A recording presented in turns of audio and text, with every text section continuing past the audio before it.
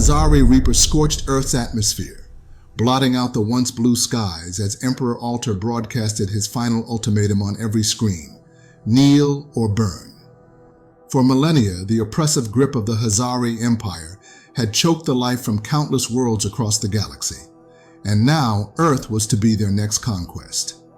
But one human, a former soldier named George Morris, had intercepted their invasion plans.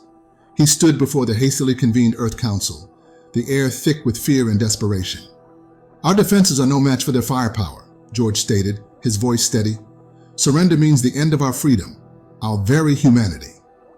Murmurs of dissent rippled through the room. To fight seemed like suicide. Hazari technology outclassed Earth's in every way. Capitulation appeared to be the only path to survival. George slammed his fist on the podium, silencing the whispers. "The Hazari will not be content to lord over us. They will work us to death in their minds, experiment on our children, crush our spirit until we are nothing but hollowed-out shells, living only to serve our masters." He paused, letting the grim reality settle over the council like a suffocating blanket. "I have a plan, a preemptive strike against their homeworld and military strongholds. We hit them fast and hard with everything we've got. It's the only way." Objections rang out immediately. "That's insanity. You'll bring their full wrath down on us. We can't win this fight." George looked at each council member in turn. "If we kneel, we lose everything. Our only chance is to show them and the entire galaxy that humans would rather die on our feet than live under their boot. This isn't about winning. It's about sending a message that we will not go quietly into the night." As silence engulfed the chamber, the weight of their choice hung heavy in the air. To surrender was to forsake all they held dear, but to resist could mean the annihilation of their species. George felt the burden of potentially condemning humanity to extinction, but in his heart he knew they had to try. If they failed, Earth would be forever shackled. But if by some miracle they succeeded, the fury of a wounded Hazari Empire would rain down upon them with the force of 1,000 suns. The fate of Earth and the future of all free beings now rested on the shoulders of the humans who dared to defy an intergalactic tyrant. In the days following the Earth Council's decision, George Morris threw himself into preparations with a fervor bordering on obsession. Sleep became a luxury he couldn't afford as he pored over every scrap of intel on Hazari technology and tactics. He handpicked a team of the best soldiers, pilots, and infiltration specialists Earth had to offer, men and women who had proven themselves time and again in the face of impossible odds. The training was grueling, pushing even these elite operatives to their limits. They drilled relentlessly on captured Hazari weapons and equipment, learning every strength and weakness. George schooled them in Hazari language, customs, and protocols until they could pass as Imperial soldiers. Failure was not an option. As the team honed their skills, George outlined his audacious plan. A small strike force, led by his old friend Captain Nate Reeves, would infiltrate the Hazari homeworld and neutralize the command center. Simultaneously, Earth's main fleet would engage the Hazari Armada, drawing their attention away from the covert operation. It was a desperate gamble, but if successful, it would cripple the Hazari's ability to coordinate their forces. The Terran fleet drilled around the clock, practicing maneuvers and formations to maximize their effectiveness against the superior Hazari ships. Engineers worked feverishly to retrofit Earth's vessels with every technological edge they could muster. The entire planet united in a frantic bid for survival, but the Hazari would not sit idle. Emperor Altar, enraged by Earth's continued defiance, ordered a stranglehold on the solar system. Hazari warships blockaded key jump points, cutting off vital supply lines. Then the bombardment began.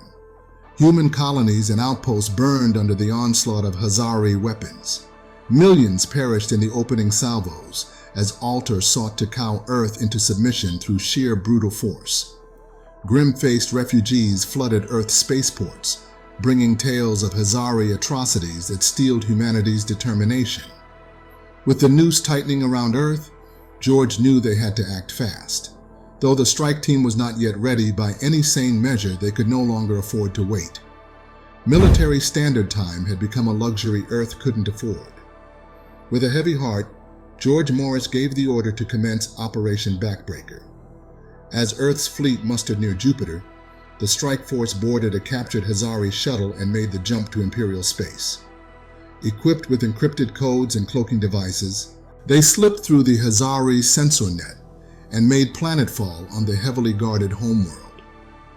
Captain Nate Reeves and his team moved like shadows through the labyrinthine streets of the Hazari capital, evading patrols and checkpoints with their hard-earned knowledge of Hazari protocols. The command center loomed ahead, a monolith of black metal bristling with defenses. Infiltrating the command center proved harder than Nate had feared, and casualties mounted as they fought their way inside, meter by blood-soaked meter. Each fallen comrade was a twist of the knife in Nate's heart. But they couldn't stop. Not now, with the fate of Earth hanging in the balance. As the surviving commandos planted explosive charges at key structural points, Nate found himself face to face with none other than Emperor Alter himself. The Emperor's elite guard descended upon the humans, and the command center became a brutal close-quarters melee. Nate battled through the fray to reach Alter, and the two leaders clashed in a storm of blades and fury. Cuts and blows were traded in a whirlwind of violence until at last Nate landed a kick that sent Alter's sword skittering across the floor. Left with no choice, Nate leveled his rifle at the Emperor's head, but Alter only smiled, a wicked, vicious thing, as he held up a small device. "If I die," Alter hissed, "this world dies with me." Nate hesitated, his finger hovering over the trigger. If Alter was bluffing, they would lose their only chance. But if he was telling the truth? Miles above, George watched the scene unfold on the video feed from Nate's helmet cam, his heart in his throat. He had analyzed everything they knew of Hazari tactics and psychology, and in that moment, he made a judgment call. "Stand down, Nate," George ordered over the comm. "We can't take that risk, not with an entire planet at stake." Nate ground his teeth but held his fire. The choice was taken out of their hands a moment later when alarms blared across every console in the command center. A new Hazari fleet had just dropped out of hyperspace near Earth, a massive force that had outflanked humanity's defenses. Alter forgotten, Nate rushed to the screens and watched in horror as the Hazari began bombarding Earth's surface, targeting major population centers. Millions were dying before his eyes. "Alter's flagship is hailing the fleet," one of the commandos reported, her voice shaking. "They're demanding our surrender." Nate looked at the Emperor, still standing there with his finger on the dead man's switch and a smug smile on his face. In that moment, he understood with cold certainty that if Alter left this room alive, he would order the complete annihilation of the human race. "George," Nate said into his comm, "we're out of options. It's now or never." There was a long pause, the weight of two worlds hanging in the balance. Then George's voice came back, thick with grief. "Do it!" The sharp crack of Nate's rifle was lost in the cacophony of explosions as the charges detonated throughout the command center. In those last seconds, as the world collapsed around them, neither he nor his team felt any pain or fear, only a sad, fierce pride that their sacrifice might give humanity a fighting chance. On the Hazari homeworld surface, a new sun bloomed as the Doomsday device activated, a searing light that scoured all it touched. In an instant, Alter, the infiltration team, and billions of Hazari were vaporized as the planet began to tear itself apart. Across the galaxy, Hazari soldiers could only watch as their home shattered into a billion fragments, the beating heart of their empire reduced to drifting cosmic ash. Aboard their ships, confusion gave way to anguish, then to fury, and finally to despair as the realization sank in. They were now a people without a world. At the Battle of Jupiter, Earth's fleet seized upon the sudden disarray among the Hazari ranks. Grief fueled the humans' guns as much as any power cell as they hurled themselves at the invaders with reckless abandon, buying time for the remnants of humanity to regroup and fortify their defenses. In the days that followed, As the Terran fleet consolidated its tenuous hold on the solar system, George and the survivors took stock of what had been lost and what had been won. Earth still stood, but billions had perished in the onslaught. The Hazari Empire had been dealt a crippling blow, but it was not yet defeated. Like a wounded beast, the surviving Hazari would be thirsting for vengeance, and Earth had to be ready. For now, though, there was only the grief for the fallen, those who had made the ultimate sacrifice so that others might live. The scars left by this war would linger for generations, and every human who had witnessed those terrible days would carry the weight of their sins and their triumphs in equal measure. Earth and its people had walked through the fire and emerged tempered like steel on the other side.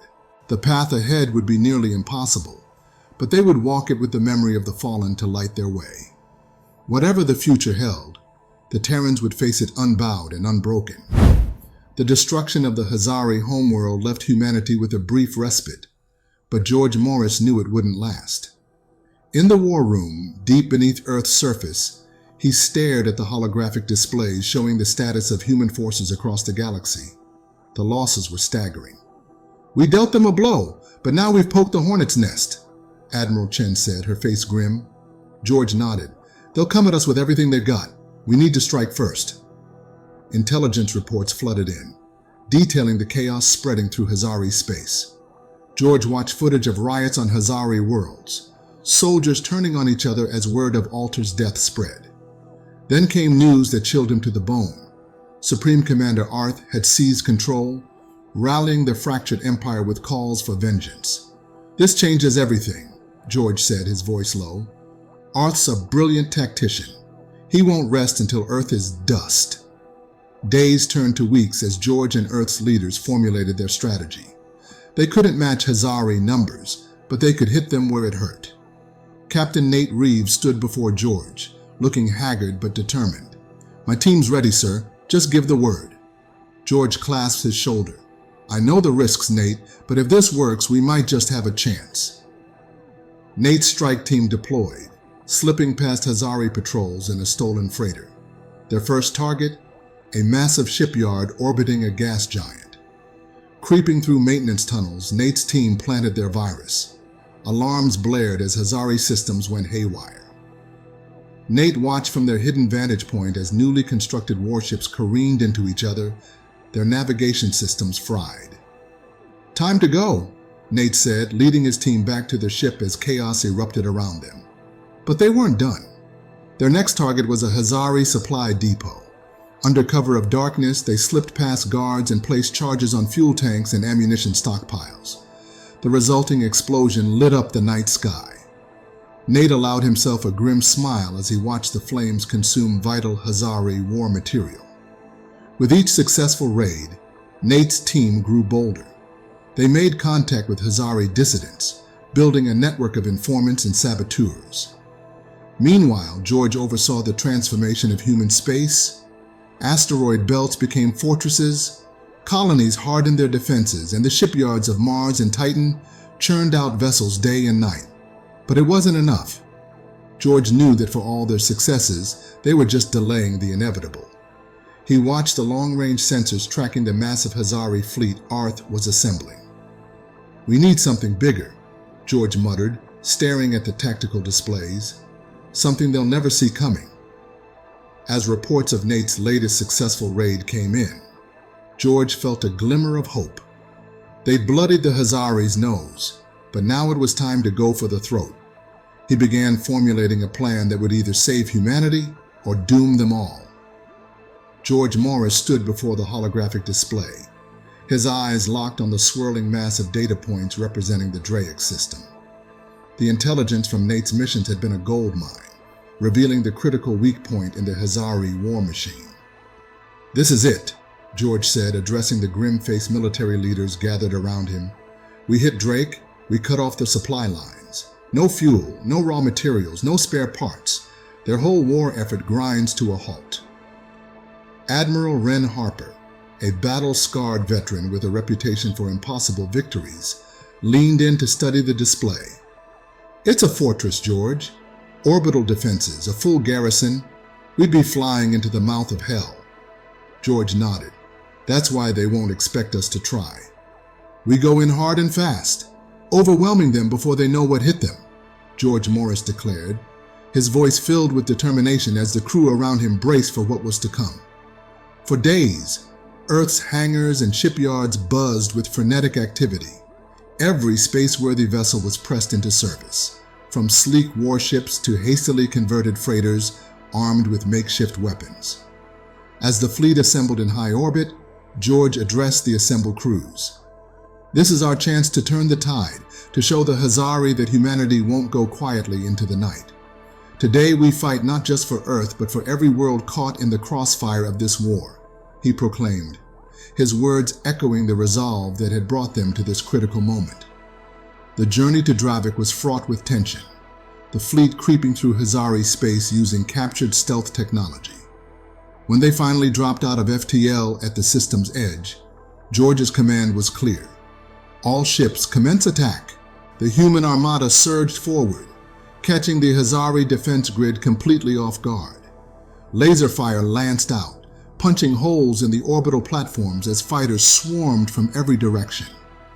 On the bridge of his flagship, Admiral Harper barked orders with precision. Beta Squadron, take out those defense satellites. Gamma Wing, clear a path for the landing craft. The void erupted in silent explosions as ships traded fire, the battlefield a maelstrom of destruction. A Hazari cruiser was torn apart in a fiery explosion, debris raining down on nearby vessels. On the planet's surface, alarms blared as the Hazari garrison scrambled to respond. Captain Nate Reeves and his team touched down amid the chaos, their dropship weaving through anti-aircraft fire. "Move, move, move!" Nate shouted as they disembarked, sprinting for cover. "We've got to secure that command center." They fought their way through the streets, plasma bolts sizzling past as Hazari defenders poured fire from fortified positions. Nate's team used every trick they had learned, leapfrogging from cover to cover and laying down suppressing fire. Inside the orbital command center, the Hazari garrison commander snarled orders. "Initiate the self-destruct sequence. We will not let these vermin take us down." A countdown appeared on every screen, ticking away the moments until the entire system would be reduced to atoms. Nate's team breached the command center, fighting room to room. "We've got to shut it down," Nate yelled over the din of battle. "Find the main computer core!" They raced against time, disarming force fields and battling through waves of defenders. With seconds to spare, Nate's tech expert, fingers flying over alien controls, shouted, "Got it!" The countdown froze and then vanished. But their victory was short-lived. Outside, the sounds of battle intensified as the remaining Hazari forces mounted a furious counterattack. In orbit, Admiral Harper's fleet engaged a newly arrived Hazari armada. "All ships, evasive maneuvers," Harper ordered. "Hit-and-run tactics. Don't let them pin us down." Human vessels darted and weaved, striking at weak points before retreating. Casualties mounted on both sides as the space around Dravik became a graveyard of broken ships. George Morris coordinated the battle from the flagship's war room, issuing rapid-fire orders as the situation evolved. "We have to hold Dravik," he told his officers. "Whatever it takes, this is our chance to break the Hazari back." The battle raged on, humanity fighting tooth and nail for their foothold in the Dravik system. Victory hung in the balance, with the fate of Earth and countless other worlds riding on the outcome. Admiral Harper's voice crackled over the comms. "All units, press the advantage. We can't let up now." Explosions lit up the void as human vessels hammered the Hazari defenses. A Terran cruiser erupted in flames, torn apart by enemy fire. Harper watched the casualty reports scroll across his display, each lost ship a knife in his gut. On the planet's surface, Nate and his team fought block by block through the Hazari command center. Plasma bolts sizzled past, scorching the walls. Two of Nate's operatives fell, their bodies crumpling to the floor. "Keep moving," Nate shouted, leading the survivors deeper into the complex. They rounded a corner, coming face to face with a squad of Hazari troops. Both sides opened fire simultaneously, the air filling with deadly energy. Nate dove behind a console, feeling the heat of near misses. He popped up, squeezing off shots that dropped to Hazari. His remaining team members quickly dispatched the rest. "This way," Nate called, consulting his tactical display as they pressed on, knowing that the fate of the mission, and of humanity, hung in the balance. Nate consulted the schematic on his wrist computer, guiding his team down a corridor as alarms blared around them. Meanwhile, in orbit, Admiral Harper's flagship shuddered under a direct hit. "Shields at 40%, an officer reported. Harper gripped his chair, eyes glued to the tactical display. Human ships were falling, but so were the Hazari. It had become a war of attrition. "Sir," another officer called out, "we breached their defense grid. Ground teams are landing." A grim smile crept across Harper's face. "Push through. We take Dravik today." The tide turned. Human forces swarmed the planet, overwhelming the disorganized Hazari defenders. In the command center, Nate's team reached their objective, the central computer core. "Plant the charges," Nate ordered, keeping watch as his demolitions expert worked. Suddenly, a barrage of fire erupted from a side passage. Nate felt white-hot pain lance through his chest as he returned fire. The last Hazari fell, but Nate slumped against the wall, blood seeping through his armor. He looked at the charges, then at his remaining teammates. "Finish it!" he gasped. With trembling hands, they armed the explosives. Supporting Nate between them, they began their retreat. But Nate knew he was slowing them down. "Go," he said, sliding to the floor. "Complete the mission." His team hesitated, torn between duty and loyalty. Nate fixed them with an unwavering gaze. "That's an order. Earth is counting on us." With heavy hearts, they left him behind. Nate clutched his rifle, guarding their escape. The charges detonated, the complex shaking as the ceiling began to collapse. Nate closed his eyes, knowing his sacrifice had secured victory. In the aftermath, George Morris stood before the assembled human leaders. The room was somber, the cost of their triumph weighing heavily on all present. "We've won Dravik," George said, his voice raw with emotion. "But the price has been steep." He activated a holographic display showing the extent of their losses. Ships destroyed, crews lost, entire units wiped out. But it also showed the crippling blow dealt to the Hazari war machine. "We can't stop now," George continued. "We have to press our advantage, take the fight to their core world. It's the only way to end this war." Murmurs of dissent rippled through the room. Admiral Chen spoke up. "George, our forces are decimated. We need time to regroup, to rebuild." George shook his head. "Time is the one thing we don't have. The Hazari are reeling, but they'll recover. We strike now, hard and fast, or we risk losing everything we've gained." He outlined his plan, a full-scale invasion of Hazari space, targeting their key production and command facilities. It was audacious, perhaps even reckless. Heated debate erupted, but George stood firm, knowing the gravity of the decision before them. Finally, Admiral Harper stood. "I've seen what our people can do," he said, silencing the room. "Against impossible odds, they've achieved the impossible. If we're ever going to end this war, it's now." One by one, the other leaders nodded in agreement. The die was cast. Humanity would gamble everything on one final, desperate push. As the meeting adjourned, George approached Harper. "Ready the fleet, Admiral. We launch in 48 hours. Harper saluted, his face grim but resolute. "We'll make the Hazari rue the day they ever heard of Earth." Across human space, the call went out. Every ship, every soldier, every resource was mobilized. This would be the final battle, one way or another. In shipyards and loading bays, on planets and space stations, humanity prepared for the greatest offensive in its history. The fate of Earth and perhaps the entire galaxy hung in the balance. This marks the end of our intense battle for survival. If this story of humanity's resilience and daring strategy gripped you, show your support by leaving a like. Comment with the word victory if you believe in the triumph of courage against all odds. And don't forget to subscribe to our channel if you're ready to stand with humanity. Your support drives us to bring more epic stories to life. Thank you for joining us in this fight for the future.